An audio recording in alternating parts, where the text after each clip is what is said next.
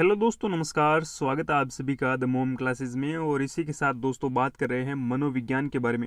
अब तक दोस्तों हमने लगभग 1150 प्रश्नों पर अध्ययन किया है। आज के इस वीडियो में हम 50 प्रश्नों पर डिस्कस करेंगे जो कि एग्जाम की दृष्टि से काफ़ी इंपॉर्टेंट होंगे।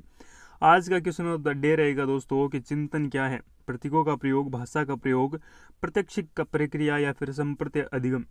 दोस्तों इसी के साथ शुरुआत करते हैं आज के सेशन की। अगर वीडियो पसंद आए तो अपने दोस्तों के साथ ज़रूर शेयर करिए। पहला क्वेश्चन रखा गया दोस्तों, हम सभी अपनी बुद्धि, प्रेरणा, अभिरुचि आदि के संदर्भ में भिन्न होते हैं। यह सिद्धांत संबंधित है व्यक्तिक भिन्नता से, बुद्धि के सिद्धांतों से, वंशानुक्रम से या फिर पर्यावरण से।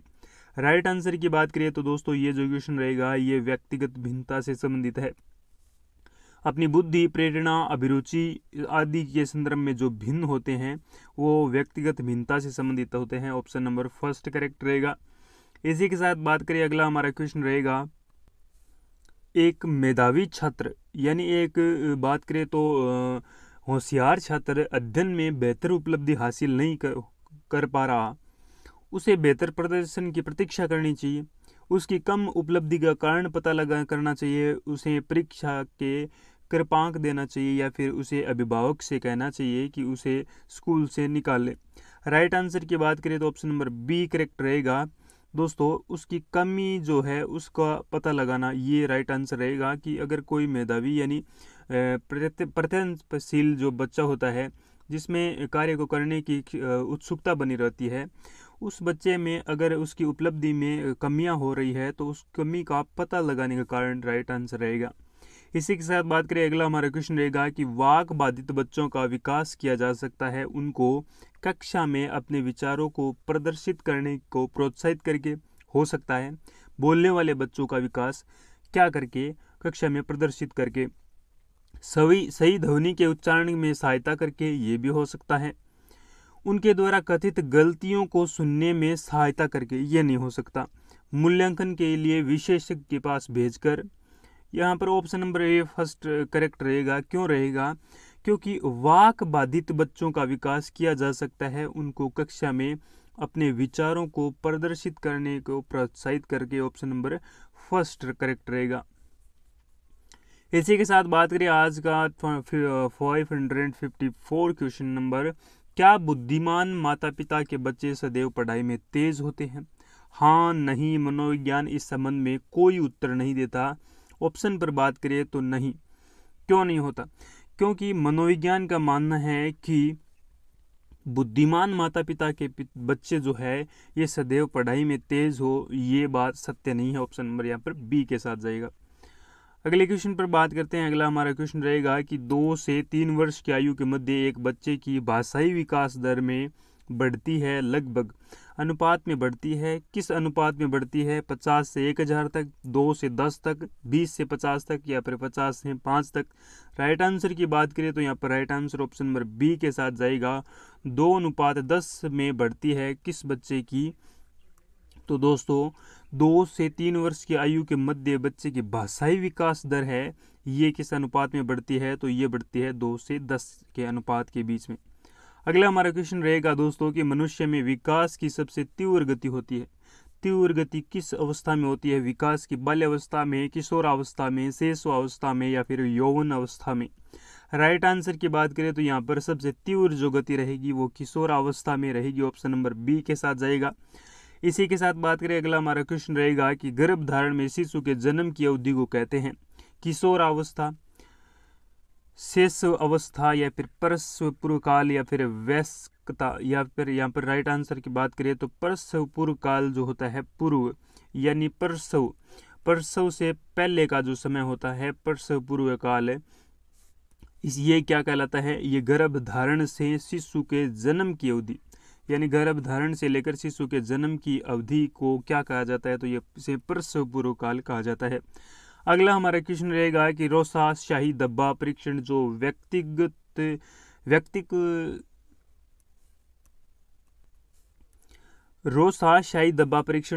व्यक्तित्व का मूल्यांकन करने के लिए इस्तेमाल किया जाता है का विकास किया गया। व्यक्तित्व का मूल्यांकन करने के लिए रोसा शाही धब्बा परीक्षण किया गया। ये विकास किसने किया था? आइसेक ने, एलपोर्ट ने, हॉर्मेट मेनरोसा ने, या फिर जीन पियाजे ने? तो हम जानते हैं जिनका नाम जिस सिद्धांत या फिर परीक्षण से जुड़ा होता है लगभग वही वैज्ञानिक होता है। हार्टमेनरोसा जो है, इसने रोसाशाही दबाव परीक्षण का उपयोग किया था। इसी के साथ बात करें, अगला हमारा क्वेश्चन रहेगा कि प्रतिभाशाली छात्र अपराधी कब बन जाते हैं अथवा किशोरों में द्वंद्व उभरने का प्रमुख कारण है? निराश एवं निराशय होने पर, अवसरों की प्रतिकूलता होने पर, स्वपन दर्शन के कारण, या फिर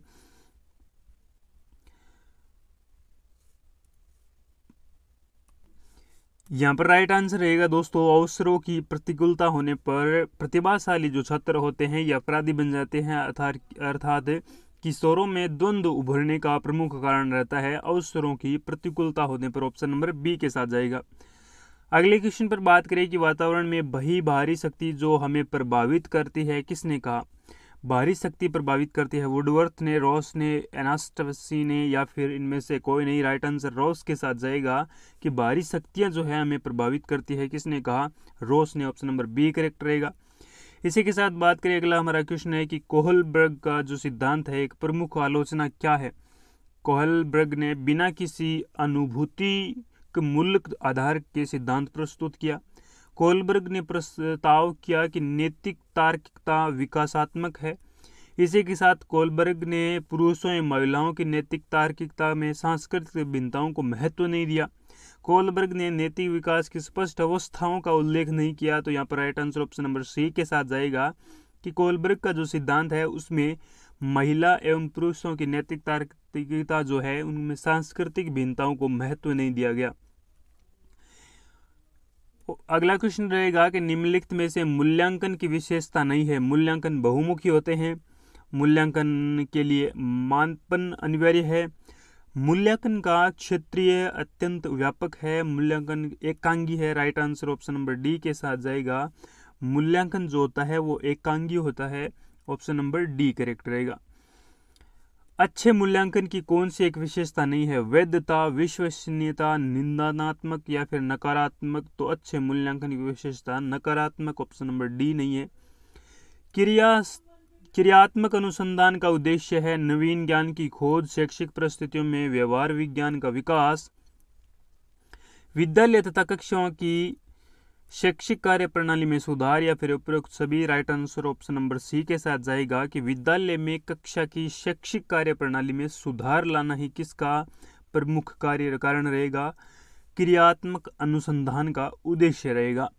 अगले क्वेश्चन पर बात करते हैं दोस्तों। क्रिस्टीना अपनी कक्षा के एक क्षेत्र में भ्रमण के लिए गई और वापस आकर उसने छात्रों को भ्रमण के बारे में चर्चा की। यह प्रक्रिया क्या है? अधिगम का मूल्यांकन, अधिगम के लिए मूल्यांकन, अधिगम के लिए अधिगम, या फिर मूल्यांकन का अधिगम?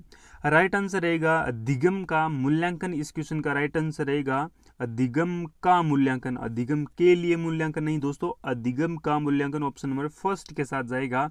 जब क्रिस्टीना किसी क्षेत्र का भ्रमण करके वापस अपने छात्रों के साथ, अपने जो सहपाठी होते हैं उनके साथ शेयर करती है कुछ बातें, तो ये अधिगम का मूल्यांकन कहलाता है। व्यक्तित्व स्थायी समायोजन है, व्यक्तित्व का स्थायी समायोजन है पर्यावरण के साथ, जीवन के साथ, प्रकृति के साथ, या फिर ये सभी? तो right answer option number D के साथ जाएगा।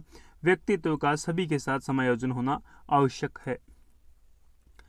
व्यक्तित्व का विकास की अवस्था है अधिगम से वृद्धि, व्यक्तिवृत्त अध्ययन, या फिर उपचारात्मक अध्ययन, या फिर इनमें से कोई नहीं? Right answer option number A के साथ जाएगा दोस्तों। व्यक्तित्व विकास की अवस्था है अधिगम एवं वृद्धि। ऑप्शन नंबर ए करेक्ट रहेगा। एक कक्ष में व्यक्तित्व भिन्नताओं के क्षेत्र हो सकते हैं। एक कक्ष में, या फिर एक कक्ष में रुचियों के, सीखने के, चरित्र के, ये सभी? राइट आंसर की बात करें तो ये सभी भिन्नताएं हो सकती है। कक्ष या फिर किसी भी कक्षा में व्यक्तित्व की भिन्नताएं क्या किस किस रूप में हो सकती है? अलग अलग रुचि होगी सभी की, सीखने की अलग अलग जिज्ञासा होगी, चरित्र सभी का अलग होगा। तो ऑप्शन नंबर डी के साथ जाएगा।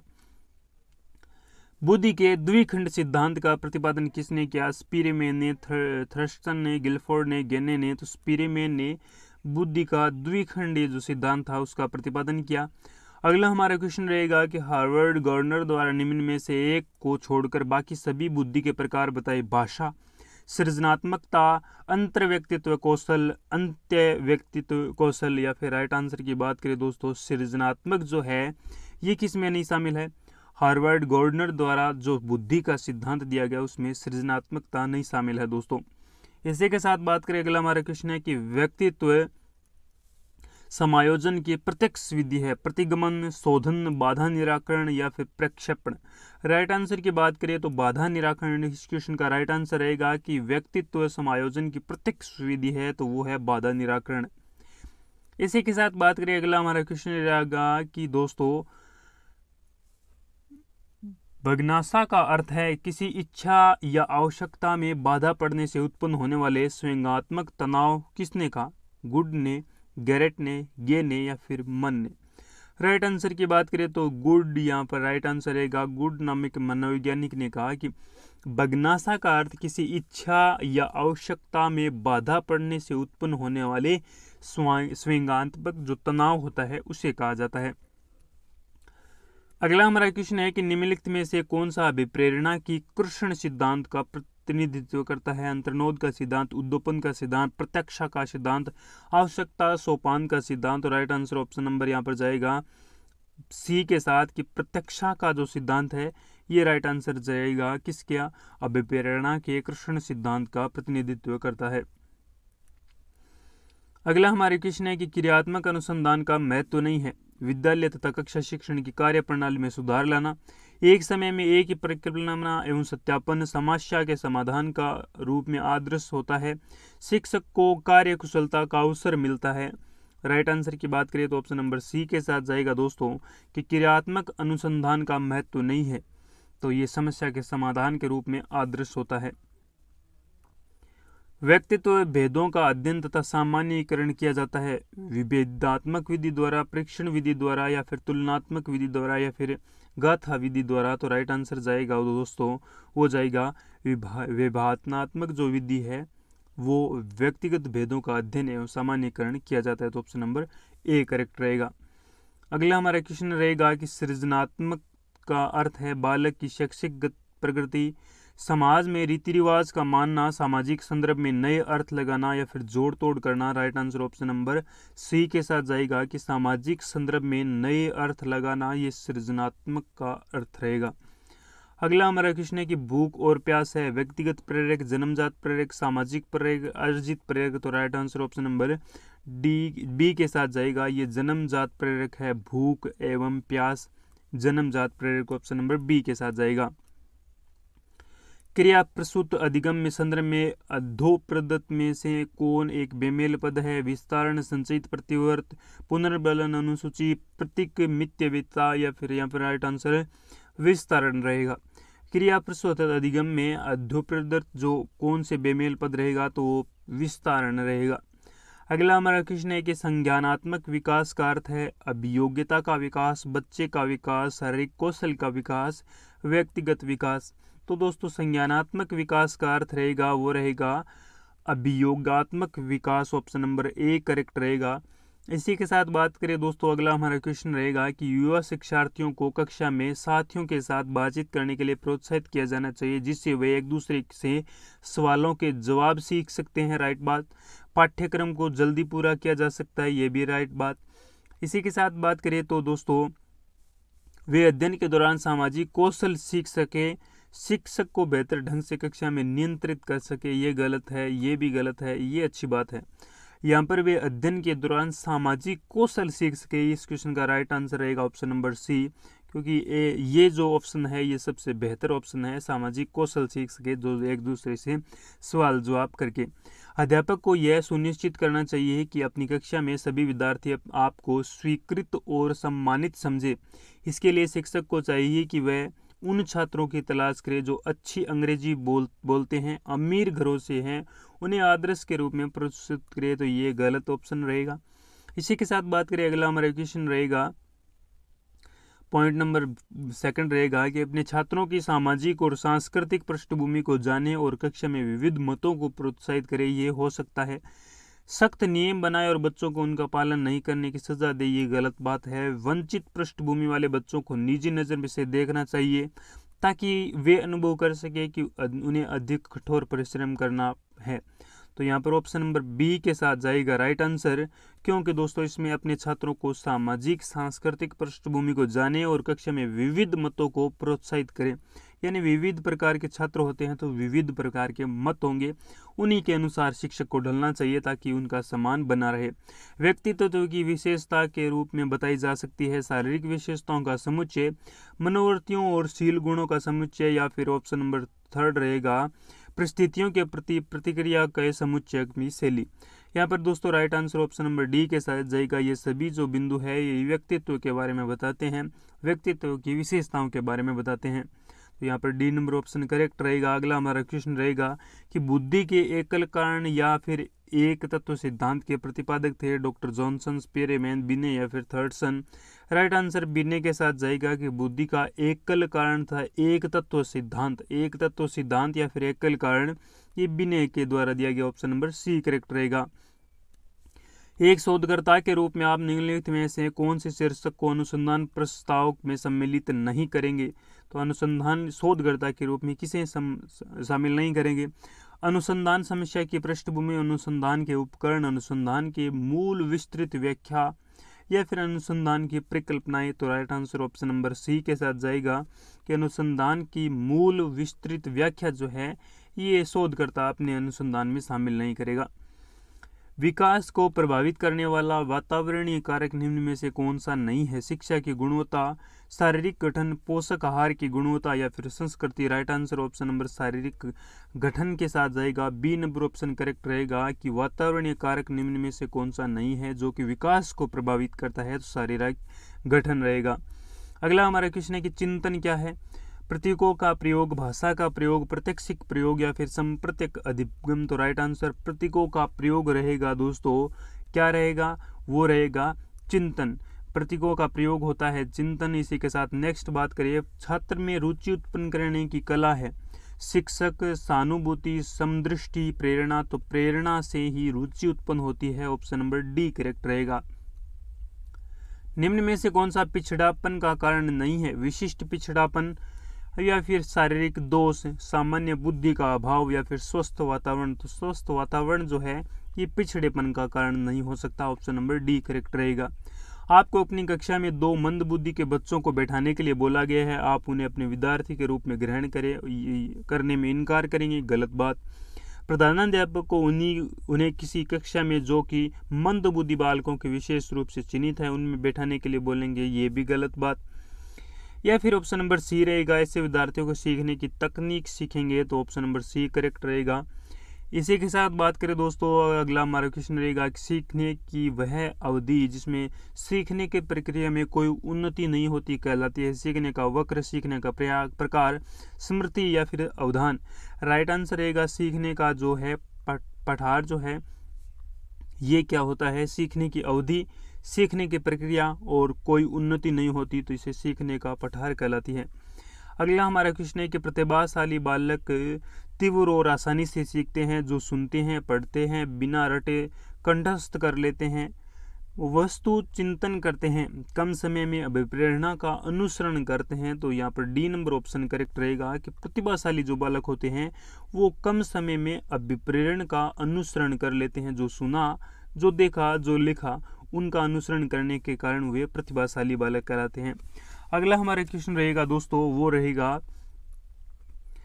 अपने ऊर्जा बल के बाहर की ओर अभिव्यक्त करने वाले व्यक्ति का प्रकार होता है ज्ञानात्मक व्यक्तित्व, कलात्मक व्यक्तित्व, बहुर्मुखी व्यक्तित्व, धार्मिक व्यक्तित्व। राइट आंसर बहिर्मुखी व्यक्तित्व को ऑप्शन नंबर सी के साथ जाएगा। अपने ऊर्जा बल को बाहर की ओर से अभिव्यक्त करने वाले व्यक्ति का प्रकार होता है, ऑप्शन नंबर सी करेक्ट रहेगा। मूल्यांकन से अभिप्राय है छात्रों की आवश्यकता का पता लगाना, छात्रों की बुद्धि का पता लगाना, अधिगम की सफलता एवं असफलता का पता लगाना, शारीरिक परीक्षण करना। तो मूल्यांकन का सही अर्थ रहेगा दोस्तों ऑप्शन नंबर सी, क्योंकि अधिगम की सफलता एवं असफलता ही छात्र के मूल्यांकन से प्रेरित होती है। इसी के साथ बात करें, अगला हमारा क्वेश्चन रहेगा कि कक्षा में लिंग रूढ़िबद्धता से बचने के लिए एक शिक्षक को चाहिए कि वे लड़के और लड़कियों को दोनों में गैर पारंपरिक भूमिकाओं में रखने की कोशिश करे। अच्छी लड़की या अच्छा लड़का कहकर अच्छे काम की सराहना करे। कुश्ती में भाग लेने वाले लड़कियों को निरुत्साहित करे या फिर लड़कों को जोखिम लेने में सशक्त बनने के लिए प्रोत्साहित करे। यहाँ पर right answer option number A के साथ जाएगा दोस्तों कि लिंग रूढ़िबद्धता है उसको बचने के लिए लड़के एवं लड़कियों दोनों में गैर पारंपरिक भूमिकाओं में रखने की कोशिश करें। एक शिक्षिका अपनी कक्षा में विविधता से संबोधित कर सकती है। तो यहाँ पर शिक्षिका किस प्रकार से भिन्नताओं को स्वीकार करके उसे महत्व देकर बच्चों में सामाजिक सांस्कृतिक पृष्ठभूमि शिक्षा शास्त्रीय संस्थान के रूप में प्रयोग करके विभिन्न अधिगम शैलियों का समायोजित करके या फिर मानक निर्देशों को देकर निष्पादन हेतु सर्वमान्य मापदंड निर्देश करके। यहाँ पर ऑप्शन दे रखे हैं क्या? पहला option first second third fourth, first second and fourth, यहाँ पर 2 3 एंड फोर्थ, पहला दूसरा और तीसरा यहाँ पर राइट आंसर रहेगा।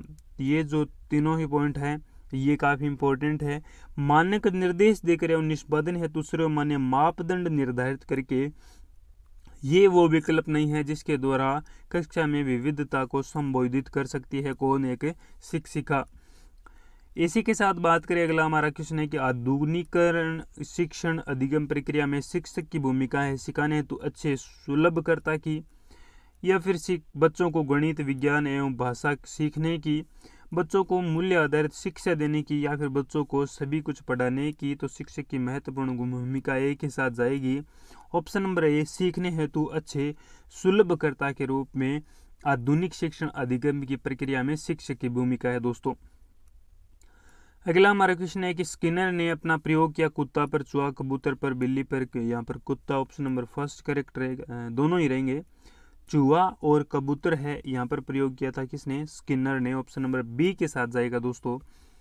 इन कथनों से आप क्या सहमत हैं? एक बच्चा अनुत्तीर्ण होता है क्योंकि सरकार विद्यालयों में पर्याप्त प्रयोगात्मक संसाधन प्रदान नहीं कर रही है, प्रौद्योगिकी संस्थान प्रदान नहीं कर रही है। एक बच्चे को असफलता के लिए वंशानुक्रम घटकों को प्रत्यक्ष रूप से जिम्मेदार ठहराया जा सकता है जिसे अपने माता पिता से अर्जित किया है। एक बच्चे को असफलता तथा बच्चों के प्रतिक्रिया करने में असमर्थता एक प्रतिबिंब है। उपरोक्त में से कोई नहीं। तो ऑप्शन नंबर सी के साथ जाएगा कि इन जो कथन दे रखे हैं इनमें सहमत है पूछा गया है। तो ऑप्शन नंबर सी, एक बच्चे की असफलता व्यवस्था तथा बच्चे के प्रति प्रतिक्रिया करने में उसकी असमर्थता एक प्रतिबिंब है। तो ऑप्शन नंबर सी के साथ राइट आंसर जाएगा। किसी कक्षा में शिक्षक की भूमिका है समय सारणी का कठोरता से पालन कराना और पाठ्यक्रम में बाध्य रहना। बिल्कुल गलत। सीखने की विश्वसनीय स्थिति जुटाना और शिक्षार्थी को स्वतंत्र चिंतन की सुविधा देना ये हो सकता है, लेकिन चिंतन यहाँ पर अपने ज्ञान से शिक्षार्थी को परिपूर्ण करना और उन्हें परीक्षा के लिए तैयार करना, सीधे तरीके से ज्ञान पहुंचाना और शिक्षार्थियों को सही उत्तरों की तैयार करवाना। यहाँ पर ऑप्शन नंबर बी करेक्ट रहेगा। कैसे बी करेक्ट रहेगा कि विश्वसनीय स्थितियां जुटाना और शिक्षार्थियों को स्वतंत्र चिंतन यानी यहाँ पर फ्रीडम के साथ सोचने की सुविधा देना। ऑप्शन नंबर यहाँ पर बी करेक्ट रहेगा। आज का अंतिम सवाल, वीडियो कैसा लगा कमेंट बॉक्स में ज़रूर लिखें। अगर वीडियो पसंद आया तो लाइक करें, अपने दोस्तों के साथ शेयर करें। अभी तक आपने चैनल को सब्सक्राइब नहीं किया है तो सब्सक्राइब करना बिल्कुल ना भूलें। अभिप्रेरणा वर्णित होती है ज्ञानात्मक जागृति पर, भावात्मक जागृति पर, एक और दो दोनों, इनमें से कोई नहीं। ऑप्शन नंबर बी करेक्ट रहेगा। अभिप्रेरणा वर्णित होती है भावनात्मक जागृति पर, तो ऑप्शन नंबर यहाँ पर बी करेक्ट रहेगा। वीडियो को ज़्यादा से ज़्यादा शेयर करें। Thank you, have a nice day, wish all the best, take care. Next फिर मिलेंगे एक नेक्स्ट वीडियो में। इसी के साथ आज का वीडियो यहीं समाप्त करते हैं। वीडियो कैसा लगा कमेंट बॉक्स में लिखना बिल्कुल ना भूलें। Thank you.